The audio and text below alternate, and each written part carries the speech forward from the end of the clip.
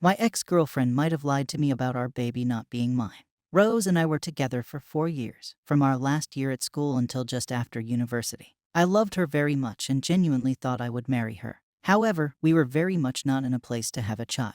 We had previously discussed the matter and agreed that we were both okay with termination if it came to it. 6 years ago, she became pregnant. She broke down when she told me, 4 months in, and admitted that she had cheated on me and that the baby wasn't mine. I immediately ended the relationship, and she moved home to have the baby. It crushed me, as this was totally out of the blue and utterly unlike her. And she refused to provide many details, and the whole situation just seemed vague and off. Recently, Rose's father passed away, and my mother attended the funeral. While there, she commiserated with Rose, who was there with her husband and daughter, who, according to my mother, is visibly biracial and has a striking resemblance to me. How do I even begin to bring this up with her? I feel like I have to, but I have no idea where to even start. I don't want to be a dad, but I also don't want to just abandon some kid that might be mine. I also feel like I've moved on enough to be ready for closure and to actually address the whole matter with Rose. The breakup happened in such a rush, and she moved away before I felt able to address the topic in any kind of rational, logical way.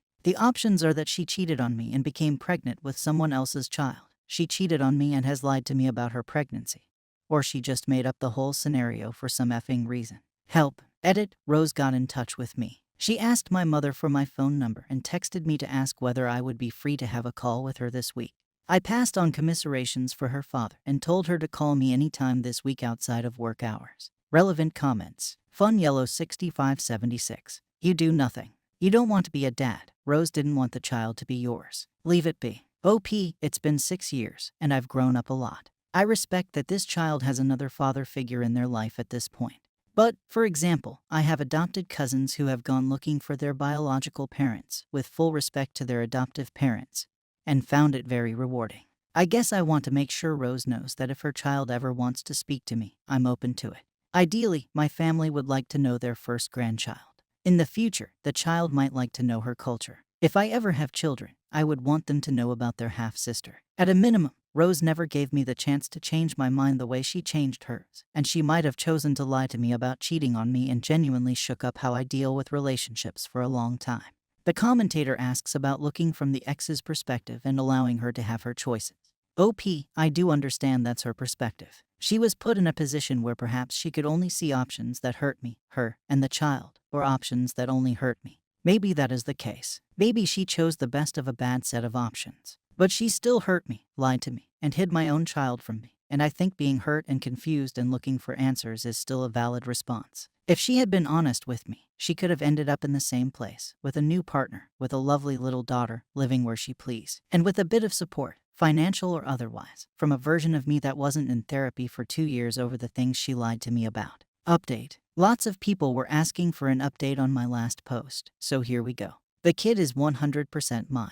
I'm going to call her Daisy for this post. I've met her a few times, and she's a really cute, lovely little kid. I am enjoying getting to know her. Although, of course, I am sad that I missed out on so much of her development and so many firsts.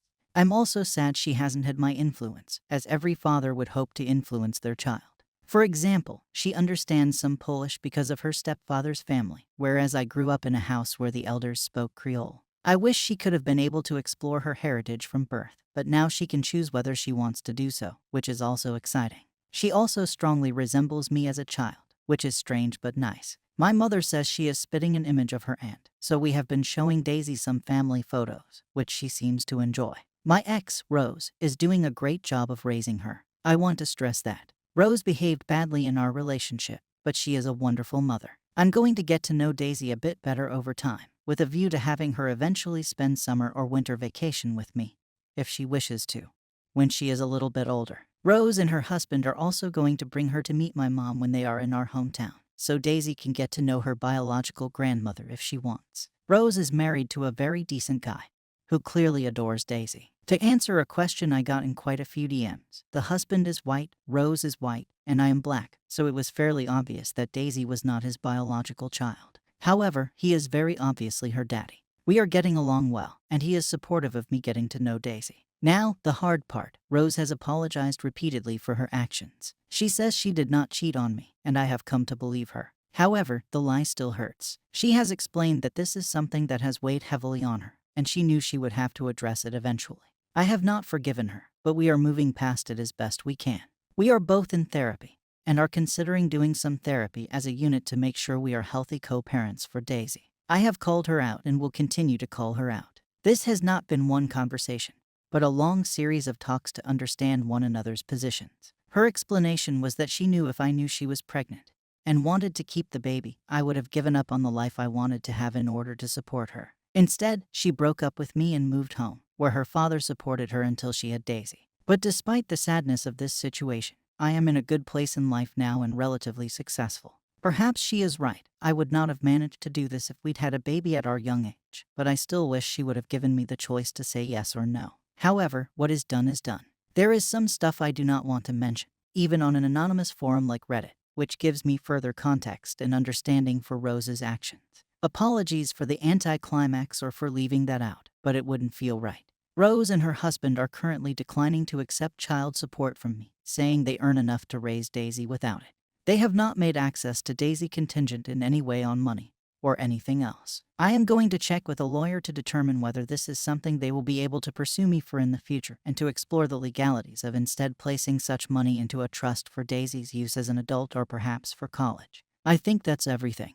It's not as dramatic as I know people were hoping, so I'm sorry. But I think everyone in the situation is doing their best. TLDR, all is well, and that ends well. Relevant comments. Rogue1206, this sounds like all of you are handling this beautifully. If I may make a suggestion, even though they are declining child support, set the child support money aside in an account just for Daisy. When she turns 18, boom, one hell of a graduation gift. We started an account for my daughter when she was born. It's an interest-bearing account, so it's just going to grow with her. It will either help with her higher education or a down payment on a house in 11 years. I hope, but at least it's something. OP, great idea. I am looking at establishing a trust in case anything should happen to me in the next 10, 15 years, but an interest-bearing account is also a good thought. I will raise it with the lawyer at my consultation next week. Thank you for watching the video.